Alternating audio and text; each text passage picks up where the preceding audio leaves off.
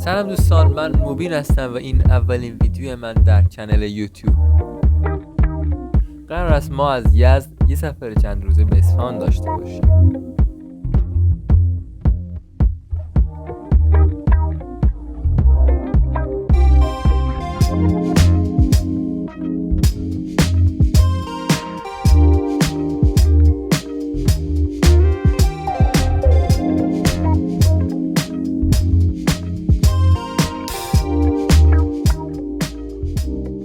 در بعد به ورودمون به شهر اصفهان راهی میدان نقش جهان شدیم.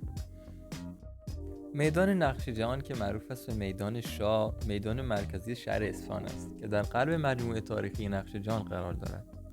بناهای تاریخی موجود در 4 طرف میدان نقش جهان شامل عالی‌قاپو، مسجد شاه، مسجد شیخ لطف‌الله و سردر قیصریه که ورودی اصلی بازارچه اصفهان است.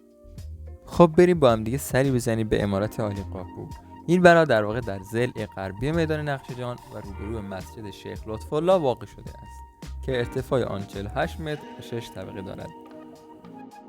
شاه عباس از ایوان عالی‌قاپو چوگان‌ها و نمایش‌ها را در میدان نقش جهان تماشا می‌کرده و همچنین از مهمان‌های ویژه خودش هم در این مکان پذیرایی می‌کرده.